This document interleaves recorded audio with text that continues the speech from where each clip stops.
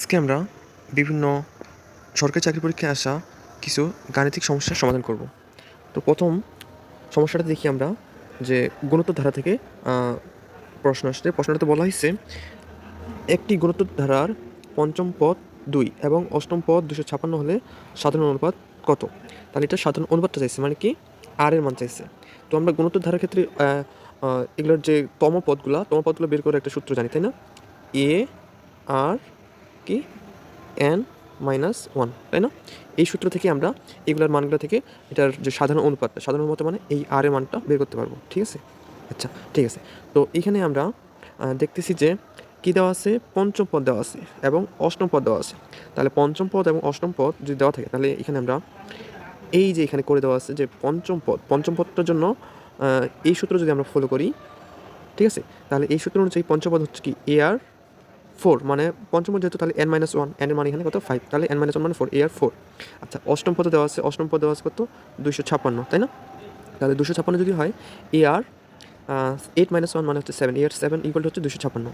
আচ্ছা, এখন আমরা যদি এটার কি করি, অনুপাতটা করি।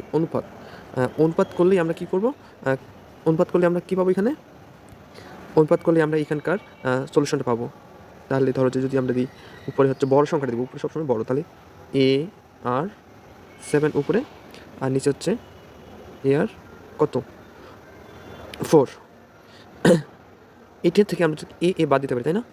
আর এখান থেকে থাকবে আর কিউব। এই আর কিউব সমান 256/2 করলে হচ্ছে 128। এখান থেকে ক্যালকুলেশন করে আর এর মানটা কত পাচ্ছি, আর এর মানটা পাচ্ছি এখানে 2। ঠিক আছে? তাহলে এখানকার সাধারণ অনুপাত হচ্ছে 2। বুঝা গেছে? আচ্ছা, এরপরে সমস্যাটা দেখি আমরা। এরপরে সমস্যাটা হচ্ছে লাভ ক্ষতির। তো সমস্যা কী বলছে, একটি দ্রব্য 10% ক্ষতিতে বিক্রি করলে বিক্রয় মূল্য 60 টাকা হবে। ঠিক আছে? কত? একটি দ্রব্য 10% ক্ষতি, ঠিক আছে? 10% ক্ষতি এবং বিক্রি করলে বিক্রয় মূল্য কত হয়, 60 টাকা কম হয়। যদি একই দ্রব্য আবার কি 5% লাভে বিক্রি করা হতো তাহলে দ্রব্যটি ক্রয় মূল্য কত? আচ্ছা, আমরা এখানে তাহলে যেহেতু ক্রয়মূল্য বের করতে বলছে, ক্রয়মূল্যটা ধরে নেব। এখানে ক্রয়মূল্য ধরে নেওয়া হয়েছে এক্স টাকা। ঠিক আছে? এক্স টাকা। আচ্ছা, তাহলে 10% যদি ক্ষতি হয়, আচ্ছা ক্ষতি মানে আমাদের সবসময় ক্রয়মূল্যটা কত ধরবো, 100% থেকে ধরবো। তাহলে যেহেতু 10% ক্ষতি হয়েছে তার মানে 100 থেকে 10 মাইনাস, তাহলে যেহেতু পার্সেন্টেজ ক্ষতি তাহলে ওইখান থেকে এখানে ক্যালকুলেশন করছে কি 100 থেকে 10 মাইনাস করে 90কে পার্সেন্টেজ করে হচ্ছে 0.9। তো 0.9-এর সাথে ক্রয়মূল্যটা এখানে হচ্ছে 0.9x। তারপর 5% লাভে মানে কি 105কে পার্সেন্ট করে পাইছে 1.05x। আচ্ছা, এখন তারপরে কি বলে দিচ্ছে, একটি দ্রব্য 10% ক্ষতি বিক্রি করলে বিক্রি মূল্য কত হয়, 60 টাকা কম হয়। ঠিক আছে? 60 টাকা যেহেতু কম হচ্ছে তাহলে এখানকার পার্থক্যটা করে যেটা পাবো আমরা, এটা সমান 60 টাকা। তাহলে এখান থেকে জাস্ট কি আমাদের এক্স এর মানটা বের করলে হয়ে গেল। এখান থেকে এক্স এর মানটা যেটা আসতেছে এটাই হবে এখানকার উত্তর। তাহলে এখানে এক্স এর মান আসতেছে 400 টাকা, তার মানে এখানকার 400 হচ্ছে উত্তর, মানে হচ্ছে তোমার কি ক্রয় মূল্য।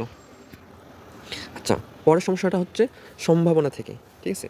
আচ্ছা, সম্ভাবনা সমস্যাটা কী বলছে, একটি থলিতে 3টি সবুজ ও 2টি লাল বল আছে এবং অন্য একটি থলিতে কি 2টা সবুজ আর কি 5টা লাল বল আছে।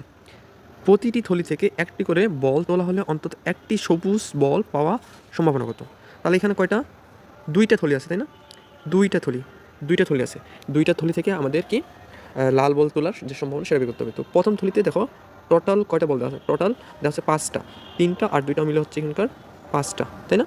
আর পরের থলিটাতে বলা কয়টা দেওয়া আছে, পরের থলিটাতে হচ্ছে 5 দিয়ে 7টা, তাই না?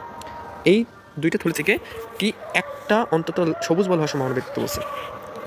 তাহলে আমরা এখান থেকে দেখি কীভাবে করে যাচ্ছে।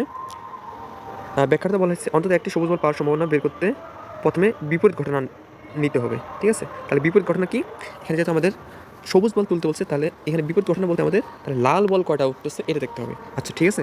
তাহলে লাল বল দেখার জন্য প্রথম থলি থেকে লাল বল পাওয়ার সম্ভাবনা কত, 2/5। কেন? কারণ টোটাল বল এখানে কয়টা, 5টা, তাই না?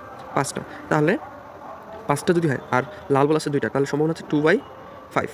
ঠিক আছে? তারপর দ্বিতীয় থলি থেকে লাল বল পাওয়ার সম্ভাবনা, টোটাল বল এখানে আছে 7টা, তাহলে এখানকার লাল বল পাওয়ার সম্ভাবনা হচ্ছে 5/7, কারণ লাল বল এখানে হচ্ছে 5টা আর টোটাল হচ্ছে কয়টা, 7টা, তাই না?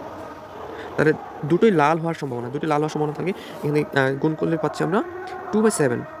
এখন এটা যদি আমাদের বিপরীত ঘটনা বের করতে বলছে, আমাদের তো এটা বের করতে বলে নাই, আমাদের বের করতে বলছিল কি সবুজ বল হওয়ার সম্ভাবনা। আমরা এখানে কি বের করলাম, লাল হওয়ার সম্ভাবনা। তাহলে আমাদের এখানে সবুজ হওয়ার জন্য সম্ভাবনা কী করতে হবে, টোটাল সম্ভাবনা আমরা কত ধরি, সবসময় 1 বা 1, সব সময় সম্ভাবনা আমাদের হবে 1। তাহলে এখানে বিপদ গঠন যেতে করছে, তাহলে আমাদের সবুজ বল পাওয়ার সম্ভাবনা বের করার জন্য 1 থেকে এই লাল হওয়ার সম্ভাবনাটা বিয়োগ করলে আমরা সবুজ বল পাওয়ার সম্ভাবনা বের করতে পারবো। তাহলে এখান থেকে 1 থেকে লাল হওয়ার সম্ভাবনাটা বিয়োগ করি, যেটা অ্যান্সার পাবো সেটা এখানকার উত্তর। তাহলে এখানে কত আসতেছে 5/7, ঠিক আছে। আচ্ছা আমরা তাহলে পরের প্রশ্নে যাই। আচ্ছা পরের প্রশ্নটা আসছে আমাদের জ্যামিতির ঘনক থেকে, ঠিক আছে। তো এখানে প্রশ্নটাতে কী বলছে, প্রশ্নটা বলছে একটি ঘনকের সম্পূর্ণ পৃষ্ঠের ক্ষেত্রফল 48 বর্গ একক হলে ঘনকের কর্ণের দৈর্ঘ্য কত, ঠিক আছে। তাহলে ঘনকের পৃষ্ঠের ক্ষেত্রফলের সূত্র আমরা জানি যে 6a স্কোয়ার, ঠিক আছে, 6a স্কোয়ার, বুঝা গেছে। 6a স্কোয়ার যদি হয় তাহলে এখানে ক্ষেত্রফল দেওয়া আছে কি 48, তাহলে এটা ইকুয়াল আমরা কি এটা ইকুয়াল 48 লিখতে পারি, তাই না, 48 লিখতে পারি, এটা সমান, তাই না। এখান থেকে আমরা কি এর মানটা পাবো, তাই না, এখান থেকে আমরা কি এর মানটা পাবো। এর মানটা যদি পাই, এর মান পাচ্ছি এখানে কত, এর মান পাচ্ছি 2√2। আচ্ছা তাহলে এখান থেকে আমাদের জাস্ট কর্ণের দৈর্ঘ্যটা ইজিলি বের করা যাবে। তাহলে কর্ণের সূত্র অনুযায়ী আমরা কী পাচ্ছি, কর্ণের সূত্র অনুযায়ী হচ্ছে a√3। তাহলে এখানে জাস্ট এর মানটা বসাতে হয়ে গেল। তাহলে এর মানটা যদি আমরা বসাই, এর মানটা যদি বসাই তাহলে এর মান হচ্ছে 2√2, 2√2 সাথে এটা গুণ করলে কত পাচ্ছি, টোটাল পাচ্ছি 2√6। এটা এখানকার উত্তর, ঠিক আছে। আচ্ছা আমরা তাহলে পরের প্রশ্নে যাই। পরের প্রশ্নটা বলছে নর্মাল একটা প্রশ্ন যে ব্যালেন্স কীভাবে রাখা যায় দুই পাশে, ঠিক আছে। তো এখানে প্রশ্নটা বলছে কি যে 15 মিটার লম্বা, আচ্ছা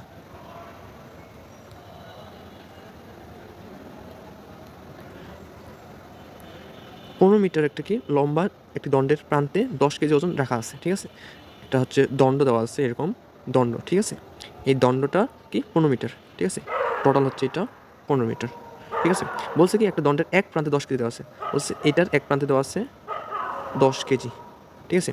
তাহলে দণ্ডটিকে ভারসাম্য রাখতে অপর প্রান্তে কত কেজি ওজন রাখতে হবে। তাহলে বলছে যে এই পাশে যদি 10 কেজি ওজন দেওয়া হয় তাহলে এই পাশে কত কেজি ওজন দিতে হবে। তাহলে এটা আমরা একটা নর্মাল সূত্র জানি যে এটা ভারসাম্য রক্ষার জন্য দুই পাশের ওজন এবং দূরত্ব সমান হতে হবে, ঠিক আছে। তাহলে দুই পাশের ভারসাম্য সমান করার জন্য ওজন এবং দূরত্ব সমান হতে হবে।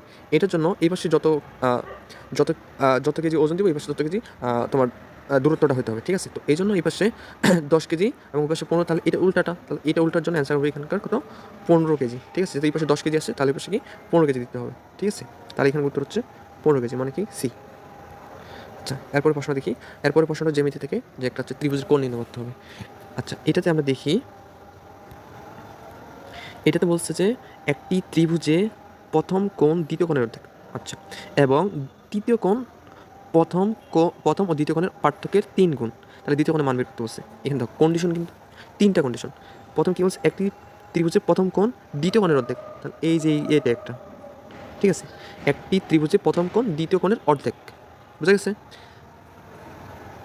প্রথম কোণটা কি দ্বিতীয় কোণের অর্ধেক, তাহলে দ্বিতীয় কোণটা আমাদের যেটা বের করতে হচ্ছে, দ্বিতীয় কোণটা আমরা ধরলাম এক্স, ঠিক আছে। এটা হচ্ছে দ্বিতীয় কোণ। আর কি বলছে প্রথম কোণটা এটার অর্ধেক, তার মানে কি প্রথম কোণটা হচ্ছে অর্ধেক যদি তাহলে x/2, তাই না। তাহলে প্রথম কোণটা হচ্ছে আমাদের x/2 এবং দ্বিতীয় কোণটা হচ্ছে x, আমাদের এই কথা অনুযায়ী।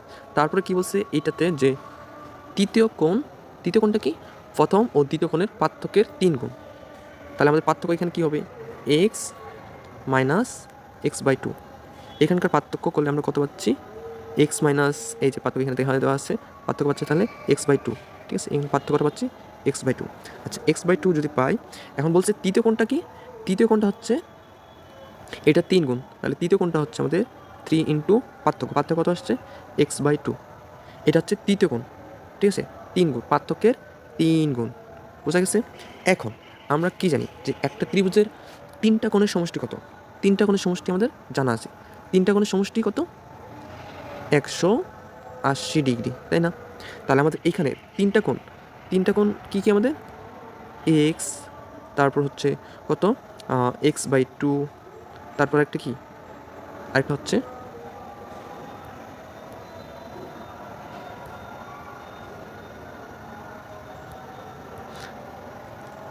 আচ্ছা এক্স প্লাস হচ্ছে x/2 প্লাস কি 3x/2 এইটা সমান সমান কি আমরা লিখতে পারি 180 না, তাই না? তাহলে এই তিনটার সমষ্টি কি 180 হবে, কারণ আমরা জানি তিনটা কোণের সমষ্টি, ত্রিভুজের তিনটা কোণের সমষ্টি হচ্ছে 180 ডিগ্রি। তো এখানে জাস্ট দেখো ক্যালকুলেশনটা দেখা দেওয়া হয়েছে, তিনটা কোণের সমষ্টি যদি 180 ডিগ্রি হয় সেক্ষেত্রে জাস্ট এখানে এক্স এর মানটা বের করতে হবে। এক্স এর মানটা তাহলে কত আসতেছে 60 ডিগ্রি, তাই না?